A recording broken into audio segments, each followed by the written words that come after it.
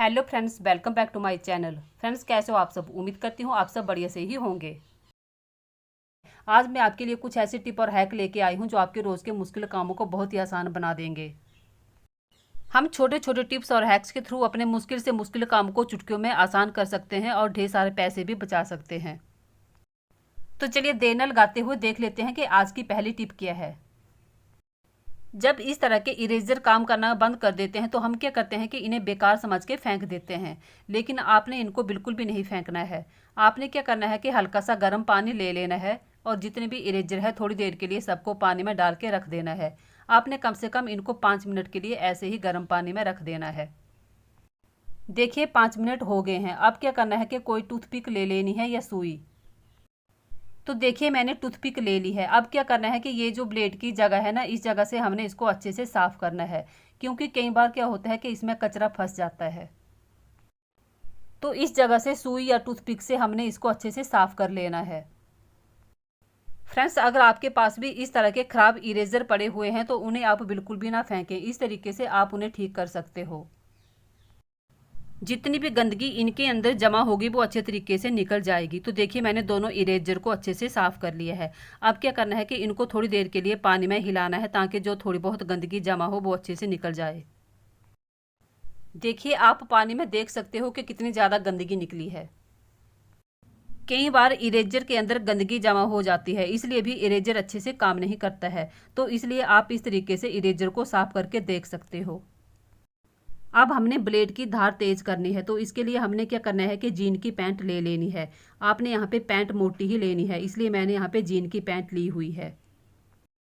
अब देखिए हमने ब्लेड को नीचे की तरफ नहीं, इस तरीके से ऊपर की तरफ चलाना है, यानी कि इरेजर को हमने अपोजिट डायरेक्शन में चलाना है। बस कुछ देर के लिए इरेजर को इस तरीके से अच्छे से घिस लेना है। कुछ ही देर में इरेजर की धार जो है बहुत अच्छे से तेज हो जाएगी। जीन का कपड़ा हार्ड होता है, इसलिए ब्लेड की धार बहुत अच्छे से तेज हो जाएगी। आप इस तरह के इरेजर को बिल्कुल भी बेकार समझ के ना फेंकें। इस तरीके से आप उन्हें दोबारा से यूज कर सकते हो। आपने देखा ही होगा कि हमारे जो ऊनी कपड़े होते हैं ना, उन पे फर वगैरह आ जाते हैं, तो उन फर को निकालने के लिए आप इस तरह के इरेजर का यूज कर सकते हो। उम्मीद करती हूँ ये टिप आपके बहुत ही ज़्यादा काम आएगी। अब ब्लेड की धार बहुत अच्छे से तेज हो गई है। आप इन्हें किसी भी तरीके से यूज कर सकते हो। अगर आपको ये टिप थोड़ी भी पसंद आई हो तो चैनल को सब्सक्राइब जरूर करें। चलिए देख लेते हैं कि अगली टिप क्या है। देखिए इस तरह के छोटे छोटे मसाले के पैकेट होते हैं। हम क्या करते हैं कि इनको इसी तरीके से खोल के रख देते हैं।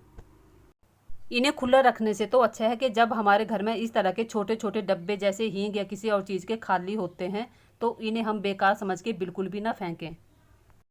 हम अपने मसालों को इन छोटे छोटे डब्बों में भर के रख सकते हैं। इससे क्या होगा कि ये डब्बे भी यूज़ में आ जाएंगे और हमारे मसाले भी स्टोर हो जाएंगे। जब कभी भी हींग वगैरह के छोटे छोटे इस तरह के डब्बे खाली होते हैं तो आप उन्हें बेकार समझ के बिल्कुल भी ना फेंकें। इस तरीके से आप उन्हें यूज़ कर सकते हो। मसाले खुले रखने से उनमें जल्दी सीलन आ जाती है और ख़राब हो जाते हैं, लेकिन इस तरीके से स्टोर करके रखेंगे तो वो जल्दी ख़राब नहीं होंगे। चलिए देख लेते हैं कि अगली टिप क्या है। देखिए मैंने यहाँ पे सुइयाँ ली हुई है। मैंने यहाँ पे बड़ी और छोटी दोनों तरह की सुइयाँ ली हुई है। कई बार क्या होता है कि सुइयों में रखे रखे ही जंग लग जाता है और फिर कितनी भी कोशिश करें वो जंग निकलता ही नहीं है। इसके लिए हमने क्या करना है कि नारियल तेल ले लेना है और देखिए इस तरीके से नारियल तेल को सुइयों पर अच्छे से लगा लेना है। अगर हम कुछ टाइम के लिए सुइयों को यूज़ ना करें और ऐसे ही रखे रखें तो उनमें बहुत जल्दी जंग आ जाता है। इस तरीके से अगर आप सुइयों को तेल लगा के रखेंगे तो सुइयाँ जल्दी जंग नहीं पकड़ेंगी और वो बिल्कुल भी ख़राब नहीं होंगी। अब इस तरीके से अगर सुइयों को रखेंगे तो सुइयों में बिल्कुल भी जंग नहीं आएगा।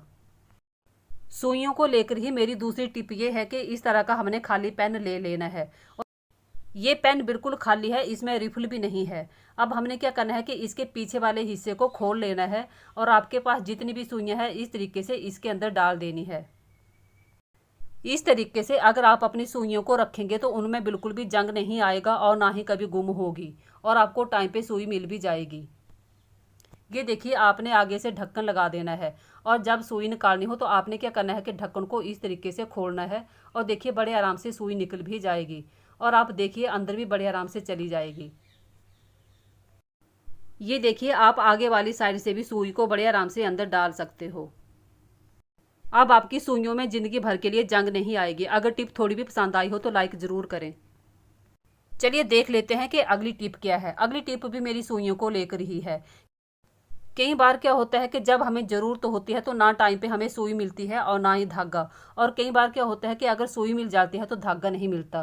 तो इसके लिए हमने क्या करना है कि इस तरीके से एक रील ले लेनी है और उस रील पे इस तरह से सुई को लगा के रख लेना है। इस रील पे हमने एक नहीं दो सुइयां लगा के रखनी है, बड़े वाली भी और छोटे वाली भी।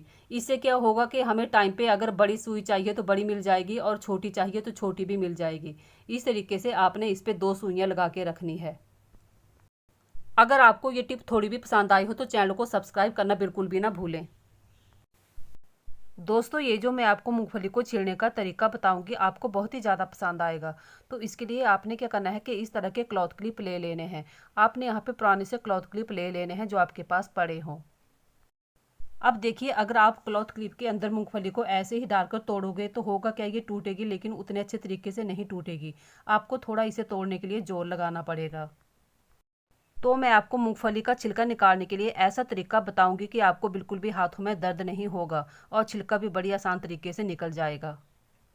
तो देखिए, आपने क्या करना है कि मूंगफली को लेना है और मूंगफली का आगे वाला हिस्सा जो है उसे इस तरीके से आगे रखना है। आप देखोगे कि जैसे ही आप मूंगफली को दबाएंगे छिलका एकदम से खुल जाएगा। आप देख पा रहे होंगे।